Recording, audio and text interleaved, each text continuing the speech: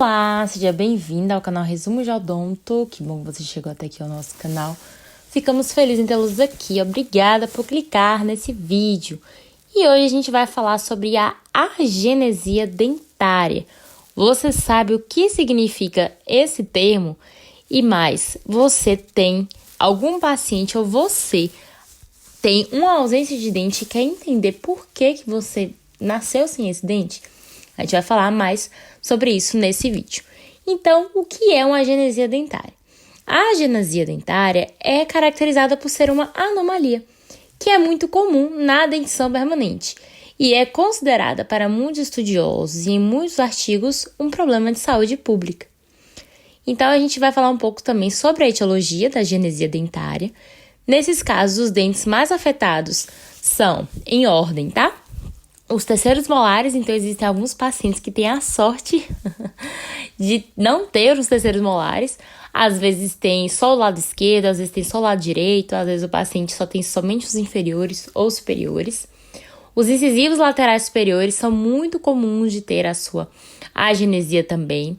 E também os pré-molares inferiores, podendo aparecer de forma bilateral, ou seja, quando os dois lados tem ausência desse dente, ou de forma unilateral, em que somente um dente é ausente. E em relação também a afetar mais homens e mulheres, a agenesia é caracterizada por afetar mais as mulheres. Então, o que pode ser a referência disso, né? O que pode gerar isso?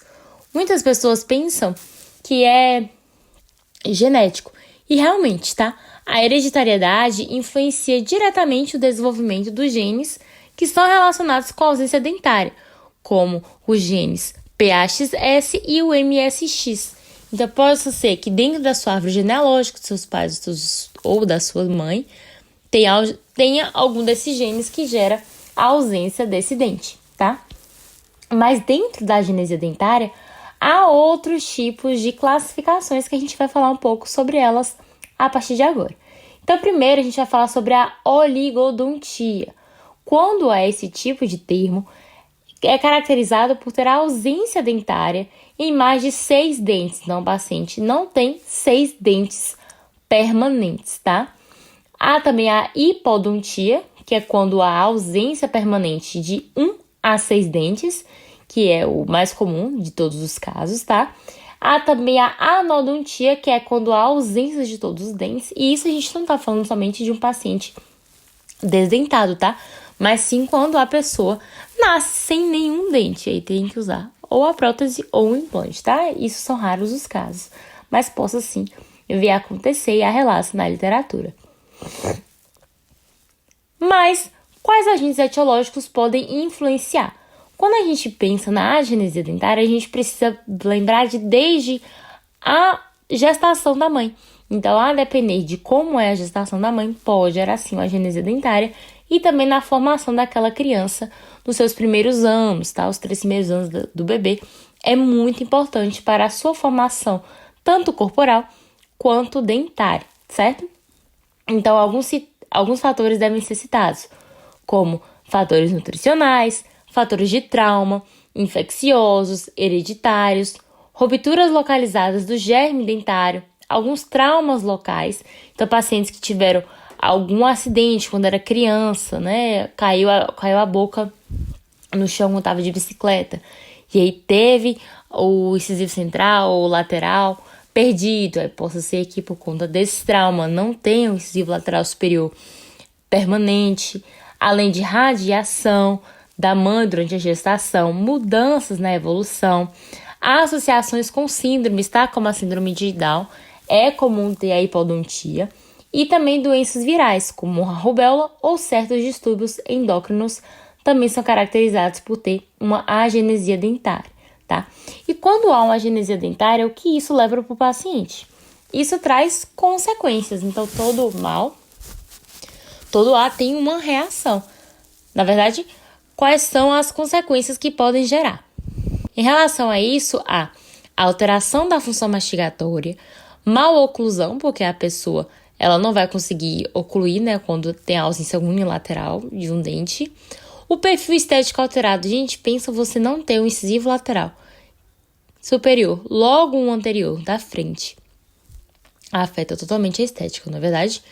Dificuldades em pronunciar algumas palavras por ausência desse dente. Prejudica a autoestima, o relacionamento, o comportamento individual e até mesmo em grupos sociais. Então, a pessoa não quer sorrir, a pessoa fica com vergonha, não quer sair. Então, tudo isso é características da agenesia dentária. E para melhorar o prognóstico, qual é o diagnóstico? Os diagnósticos para um tratamento melhor desse dente é sempre um diagnóstico precoce, tá? Então, a taxa de idade em que há descoberta da agenesia geralmente é entre pacientes de 7 a 16 anos. E o diagnóstico precoce permite um planejamento adequado ao tratamento. E o diagnóstico é sempre realizado, na maior parte, por achados radiográficos.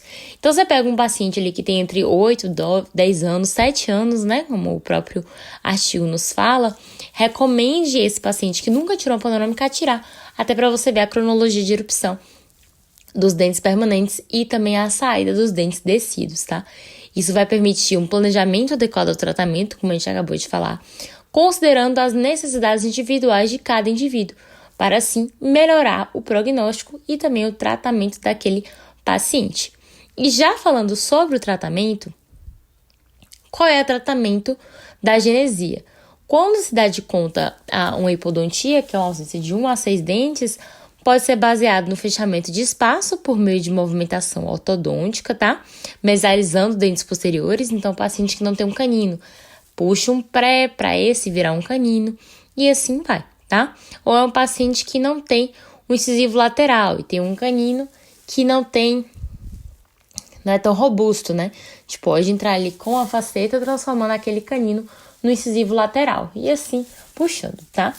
Ou até mesmo por uma abertura de espaço para a instalação de uma prótese ou de um implante, que é sempre o mais recomendado quando há espaço, certo? Para colocar um implante, um autotransplante, até mesmo uma prótese. E isso a gente sempre fala se tiver osso, se tiver espaço suficiente na arcada, para que assim possam ser instalados possíveis implantes. Tá certo?